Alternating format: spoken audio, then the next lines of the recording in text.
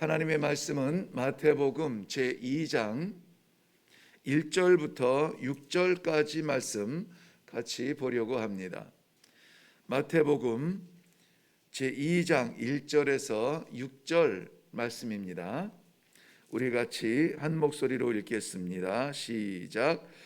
헤롯 왕 때에 예수께서 유대 베들레헴에서 나심에 동방으로부터 박사들이 예루살렘에 이르러 말하되 유대인의 왕으로 나시니가 어디 계시냐? 우리가 동방에서 그의 별을 보고 그에게 경배하러 왔노라 하니 헤롯 왕과 온 예루살렘이 듣고 소동한지라. 왕이 모든 대제사장과 백성의 서기관들을 모아 그리스도가 어디서 나겠느냐 물으니 이르되 유대 베들레헴 이오니 이는 선지자로 이렇게 기록된 바 또 유대 땅 베들레헴아 너는 유대 고을 중에서 가장 작지 아니하도다. 내게서 한 다스리는 자가 나와서 내 백성 이스라엘의 목자가 되리라 하셨음이니이다. 아멘. 아멘. 오늘 2장에서의 말씀에 아주 소중한 우리들이 도전받을 말씀들이 있습니다. 예수님께서 나신 것에 대해서는 어제 우리 본문 가운데 묵상은 하지 않았지만 1장 18절 이후에 보면 성령에 의해서 작정되고 예언된 탄생이셨다 하는 것을 우리가 알 수가 있습니다.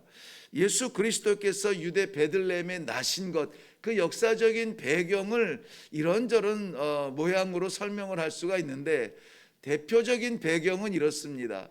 나사렛에서 예루살렘으로 가기 위해서 베들레헴으로 오게 된 그 어머니 마리아의 여정을 보면 좀 이해가 되지 않는 부분들이 있는데요.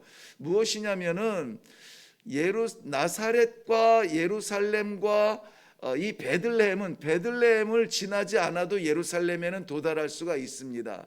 그런데 고향 베들레헴을 굳이 내려가서 거기에서 출생하게 되는데요. 예수님께서 출생하게 되는데 그것은 먼저는 헤롯 왕이 세금 징수를 위해서 온 백성들에게 등록하게 하는 인구 조사에 대한 방편의 일환이 아니라 성령에 의해서 언약된 예언된 예수 그리스도가 오시는 것을 우리는 이미 잘 알고 있습니다.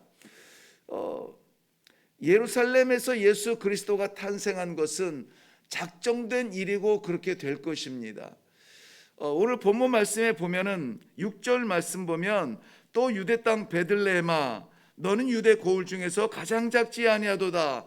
내게서 한 다스리는 자가 나와서 내 백성 이스라엘의 목자가 되리라 하는 이 말씀이 있는데 이 말씀은 이미 예언된 말씀을 인용한 글이라 이렇게 표현이 되고 있습니다. 이 말씀은 구약성경 미가서 5장 2절에 있는 말씀을 예언의 말씀을 그대로 가서 인용한 것인데요. 미가서 5장 2절 말씀은 이렇게 편식하면 안 되지만 제가 개인적으로 굉장히 좋아하는 그러한 성경 말씀인데 거기에는 이런 말씀이 예언되어져 있습니다. 베들레헴 에브라다야 너는 유대 족속 중에 작을지라도 이스라엘을 다스릴 자가 내게로 나올 것이라. 그의 근본은 상고에 영원에 있느니라. 베들레헴 에브라다야라고 하는데 저는 어느 순간 에브라다라고 하는 이 말씀에 굉장히 은혜가 되었습니다. 왜냐하면 이스라엘 백성들, 특별히 이제 유대 백성들에게는 에브라다라고 하는 이름이 그렇게 썩 좋은 기억의 역사를 갖지 않고 있습니다. 왜냐하면 이스라엘 백성들이 형성되고 있는 12지파의 아버지인 야곱의 가장 사랑하는 아내 라헬이 드디어 꿈에 그리던 고향 땅에 돌아올 때에 마지막 그 임신 중에 여정을 마무리하게 되는데요. 그때 너무 그 산고가 여정이 어렵고 출산 위기가 위험해서 거의 죽을 지경에 이 아이를 낳는데 극복하지 못하고 라헬은 마지막 그 막내 아들을 낳고 죽습니다. 우리가 잘 아는 내용이죠. 그래서 그 아들의 출생을 이제 태어난 아이를 끌어안고 이 안타까운 마음에 그 아이를 나의 베노니여 이렇게 불렀다고 했죠. 나의 베노니여. 베노니라고 하는 말은 고통의 아들아, 슬픔의 아들아, 너를 내가 낳았지만 안고 키우고 양육하고 먹일 수가 없으니 이를 어쩌면 좋으냐는 아픈 어미의 심정으로 그 아들을 바라보며 눈물로 그만 죽게 됩니다. 그런데 이 베논이라는 말을 야곱이 들으면서 베냐민이라, 내 오른손의 아들이라 이렇게 바꿔서 부르게 됩니다. 아무튼 그 자리가 라헬의 산고를 통한 죽음의 자리이기 때문에 이후로도 이스라엘 백성들이 예루살렘으로 여행하려면 마지막 그 쉼의 자리가 바로 이 베들레헴, 여기서 마지막 이 정찬을 먹고 떡을 먹고, 그래서 베들레헴이라는 그 이름이 떡집이라는 것이거든요.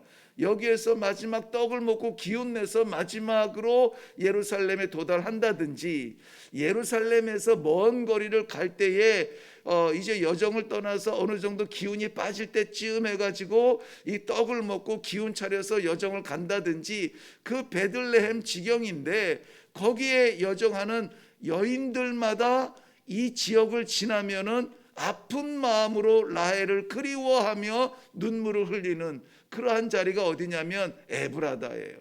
그러니 에브라다는 이스라엘 백성들에게는 고통과 눈물의 기억이 있는 그러한 자리입니다. 크지도 않은 동네인데다가 베들레헴이라고 하는 지역 자체가 그래요. 그런데 거기에서 눈물을 흘리며 고통의 기억이 역사가 있는 그 자리에서 예수 그리스도께서 영원한 생명으로 탄생하신다는 것입니다. 그러니까는 우리가 생각할 때는 좌절의 자리예요. 너무나 작습니다. 할 가능성이 없습니다. 선교지에서 이 말씀을 볼 때 얼마나 눈물이 났는지 몰라요. 내 자체는, 내 자신을 바라보면은 에브라다와 같은 가능성 없어 한숨 쉬고 할 수 있는 일이 없어서 눈물 나고, 어떻게 하면 좋습니까? 어떻게 하면 좋습니까? 이 백성을 어떻게 하면 좋습니까? 하나님께서 만나게 하신 이 다군바 부족 가운데에 십자가 세워야 될 텐데 능력이 없습니다. 이 가운데 그리스도 전해야 되는데 사람들은 등을 돌립니다. 할 수 있는 게 없습니다. 어떻게 하면 좋아요? 그때에 이 말씀의 은혜가 되는 겁니다. 고통의 그 자리, 죽음의 그 자리, 그 자리에서 영원한 생명의 길을 열어주신 그리스도가 나신다는 것입니다. 이 얼마나 복된 찬송의 제목입니까? 그러므로 우리가 눈물을 흘리고 고통스러운 그 가능성이 보이지 아니하고 내가 초라해 보이고 내 정체성이 미워질 때에 이 본문 말씀은 우리들에게 영원한 힘이 됩니다. 왜요? 거기에서 예수님이 나세요. 거기에서 생명이 열립니다. 거기에서 하늘문이 열려서 구원의 시작이 되는 것입니다. 오늘 이 말씀 가운데 꼭 기억하시면서 세상은, 그리고 우리의 삶의 환경은, 그리고 우리의 가치는 아무리 보아도 연약할지라도 오늘 우리 가운데 예수께서 그리스도가 되시고 그리스도가 되어 그의 백성을 구원하실 임마누엘로 내 안에 살아계신다라고 하는 이 복음이, 이 믿음이 다시 한번 회복되는 아침이 되기를 바랍니다. 베들레헴, 바로 그 눈물자리에서 사람들은 가장 작은 고을이다, 가장 작은 자리다, 작은 족속이다라고 말하지만 하나님은 그것을 쓰시고 거기에서 예수님을 탄생하게 하시잖아요. 오늘 그런데 저는 말씀의 제목을 예루살렘의 소동이라 이렇게 정했습니다. 예루살렘의 소동이라 무슨 말입니까? 그 작은 보잘것없는 땅에서 예수님께서 탄생하셨는데 이 이야기를 듣고 예루살렘에서 소동이 나는 겁니다. 무슨 소동이 날까요? 예수께서 유대인의 왕으로 출생하셨다고 하는데 그 이야기를 듣고 사람들의 반응이 다른 거예요. 여기서 소동한다라는 말은 요동친다는 말인데요, 요한복음 5장에 보면은 베데스다의 연못에 삥 둘러 있는 환자들이 있어요. 몇 년 됐는지 뭐 세월도 계산할 수 없는 사람들이 있습니다. 질병의 종류도 계산을 알 수 없는 질병들로 둘러싸여져 있습니다. 그런데 왜 사람들이 거기에 모여 있느냐? 어느 날 천사가 와서 물을 움직이면 그때 먼저 들어가는 사람은 어떤 병이든지 낫는다, 이 말이거든. 그때 움직인다라는 말이 오늘 이 소동한다라는 말과 똑같은 말이에요. 똑같은 말. 그런데 물을 움직이면 어떤 일이 일어납니까? 잔잔해 보이는 물이 요동이 일어나면서 그 안에 이 감춰져 있던 흙물들이라든지 그 색깔들이, 그런 것들이 이제 일어날 거잖아요. 예수 그리스도가 탄생함으로 말미암아 그 순간에 반응이 나타나요. 어떤 반응이 나타나느냐? 먼저는 예수 그리스도 하나님께서 보잘것없는 땅에 이 무가치한 세상에 임마누엘 하셔서 그의 백성을 구원하시러 유대인의 왕이 나셨다, 할렐루야 하고 경배 드리러 오는 사람들이 있습니다.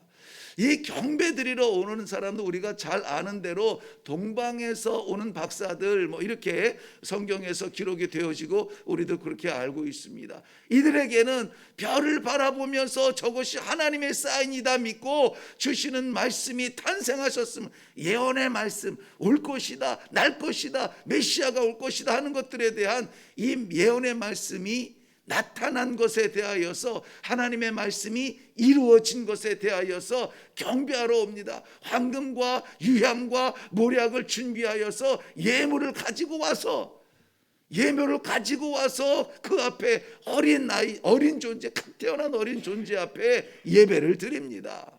경배한다라고 하는 것은 인정한다는 말이에요. 예배한다는 말과 똑같습니다. 어떻게 인정합니까? 유대인의 왕이요 생명의 길이요 세상의 구주로 오신 임마누엘 하나님이다 인정하고 경배하는 그러한 사람들이 있습니다. 하나님의 말씀이 선포되어질 때에, 생각지도 못했던 말씀들이 선포되어질 때에 나의 미련한 것들이 깨어지며 하나님께서 오늘을 살아갈 수 있는 생명길이 열렸음을 믿는 마음으로 감사하며 하나님의 말씀을 인정하고 하나님의 사랑을 인정하고 경배하는 삶을 살아가는 그런 사람들이 있습니다. 그런가 하면은 이 진리의 탄생, 예수 그리스도의 탄생에 대하여서 거부하는 사람이 있어요. 헤롯 왕과 같은 사람들입니다. 왜 거부할까요? 이유는 분명히 있습니다. 본래 가지고 있던 이 기득권에 대하여서 빼앗길까 봐, 내가 가지고 있는 것을 내려놓고 포기해야 될 것 같으니까, 유대인의 왕이라고, 이 헤롯 왕은 에돔 족속 이두메 사람이라고 했습니다. 에돔 족속은 에서의 후손입니다. 그러니 늘 에서와 야곱의 그 긴장 관계가 계속 이어져 가고 있습니다. 그러한 가운데에서 이스라엘 백성들 가나안 땅으로 들어갈 때에도 괴롭히며, 가나안 땅에 정착하고 나서도 계속해서 뿌리를 보면은 같은 형제인데 계속해서 이스라엘 백성들의 아킬레스건이 되어서 괴롭히는 그 에돔 족속이에요. 그런데 바벨론이 예루살렘을 유대를 침략하러 올 때에 그들을 도왔다가 결국은 다 무너지게 되는데요, 에돔 족속이라고 하는 그 민족 자체가 없어지게 되는데, 신라같이 남아서 유대인 속에 들어와서 살아가는 사람들, 이 사람들이 그 이두메 사람들입니다. 근데 결국은 이 사람들도 로마의 정벌과 더불어서 완전히 없어지게 되는데, 이때 반짝하고 이 헤롯 왕이 로마의 황실에 줄을 댔는지 어쨌는지 해서 이 팔레스틴을 다스리는 왕이 되었습니다. 자, 왕이 되었으니 그 변방에서 하나님의 백성이라고 자부하는 이 이스라엘 백성들을 다스리는 왕까지 올라갔는데 그것을 유지해야 되는데 유대인의 왕이 탄생했다면 이거 어떻게 되는 겁니까? 반역이 되는 거 아닙니까? 두려운 존재가 되겠죠. 그래서 이 탄생한 이 진리를 짓밟고 죽이려고 실질적으로 그때를 즈음해서 2살 이하의 아이들을 죽인 2만 명이 되는 아이들을 죽인 그러한 사람이 누구냐? 이 헤롯 왕입니다. 거부하고 반대하고 유대인의 왕 예수 그리스도의 탄생이 거부되는 그러한 사람이죠. 또 하나는 무관심한 사람들입니다. 관심이 없어요. 알긴 아는데 그것은 그저 예언이고 그것은 이루어질 일인데 가서 예배 경배하지 않습니다. 누굽니까? 대제사장들과 서기관들이에요. 헤롯 왕이 서기관들과 대제사장들을 모아서 물어봅니다. 이런 일이 어떻게 일어나겠느냐? 어디에서 나겠느냐? 예언에 보면은 베들레헴아 너는 지극히 작지 아니하도다 너에게서 다스릴 자가 나오니라 이런 말씀이 있습니다. 이것이 이루어졌나 보죠. 알아요. 아는데 저들은 가서 경배했다는 기록이 없습니다. 왜 그렇습니까? 저들에게는 지식의 세계로 그냥 그 지식의 세계로 존재하는 그것만으로도 지금 만족한 거예요.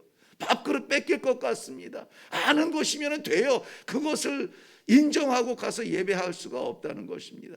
이 설교를 하게 되면은 반응이 다양하게 나타납니다. 우리 성도들도 말씀을 받을 때 예배를 드릴 때에 하나님께서 주신 말씀에 대한 반응이 분명히 나타나요. 아멘하고 하나님께서 내게 주신 말씀이다. 감사의 말씀은 찬송하고 내게 어려운 말씀은 기도하고 어떻게 해서라도 그 말씀이 내 삶 가운데 나타나도록 그렇게 애를 쓰는 경배하는 사람들이 있습니다. 그런가 하면은 앉아서 그것을 설교를 판단하고 계산하고 저게 뭐야 이것은 틀렸어 말이 뭐 이름이 달라 막 이런 거 계산하고 있는 사람도 있고요. 압니다. 알아요. 맞습니다. 맞고요. 그러니까 예배는 예배고 내 삶은 내 삶이야. 건들지는 마세요. 건들지는 마세요. 나는 내가 알아서 잘할 테니까 그렇지만은 안 믿을 수는 없고 해서 종교인으로는 살아가지만은 내 삶은 건드리지 마세요. 내가 알아서 할게요. 이런 사람들이 있어요. 오늘 우리는 날마다 아침마다 주는 하나님의 말씀에 대하여서 진리의 말씀에 대하여서 어떤 반응을 하시렵니까? 어떤 반응을 하시렵니까? 내가 그저 유지하기에 편리하고 유지하기에 필요한 그런 도구로서의 말씀입니까? 신앙입니까? 예배입니까? 아니면 주시는 말씀이 아멘 되어서 오늘 우리의 삶 가운데 하나님의 나라가 나타나고 임마누엘의 역사가 나타나고 좌절되었던 그 자리에서 생명의 길이 열리는 것을 체험하시렵니까? 기도하겠습니다. 살아계신 아버지, 오늘도 허락하여 주신 귀한 말씀 감사합니다. 베들레헴 에브라다 보잘것없는 눈물과 통곡의 자리에 탄생하신 임마누엘 생명의 길 예수 그리스도의 말씀을 우리가 봤습니다. 아버지, 그 탄생이 우리에게도 기쁨이 되게 하여 주시옵소서. 좌절의 순간에 생명의 길이 활짝 열리는 것을 체험하는 백성들이 되게 하여 주시옵소서. 오늘도 아멘으로 받아 우리의 삶 가운데 진리가 나타나기를 원합니다. 나의 왕, 나의 하나님 예수 그리스도의 기쁨을 위하여서 오늘도 살아드리는 경배, 예배드리는 삶이 되도록, 예배자의 삶이 되도록 축복하여 주시옵소서. 예수님의 이름으로 기도하옵나이다. 아멘. 지금 이 시대는 피리를 불어도 춤추지 않는 시대랍니다. 복음을 선포해도 머리로는 채우는데 순종하지 않는 귀를 막는 시대라고 되어 있습니다.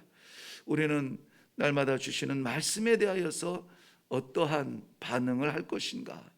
오늘 하나님께서 우리 신앙 양심에 허락하여 주시는 말씀 앞에 반응하며 순종하며 예배하며 경배하며 예배자의 자리에 서서 살아가게 하여 주시옵소서. 우리의 이 반응이 순반응이 되어서 하나님께서 예언하신 작정하신 그 일들이 우리의 삶 가운데 그대로 나타나는 축복이 있게 하여 주시옵소서. 오늘도 아버지 앞에 우리의 삶을 드립니다. 마음껏 사용하여 주시고 우리 가슴에 우리가 붙들고 있었던 우리 황금과 유향과 몰약들, 우리의 건강들, 우리의 생각들, 우리의 사고들, 이런 모든 것들이 아버지의 그 영광을 위하여서 쓰임받는 도구들 되게 하여 주시옵소서. 우리 하나님 앞에 진실한 마음으로 반응할 수 있는 마음 달라고, 삶을 달라고, 예배자의 삶을 살 수 있도록 해달라고 이 시간에 기도하시고, 그리고 나머지 각자의 기도의 제목으로 나아가겠습니다. 우리 같이 기도하겠습니다.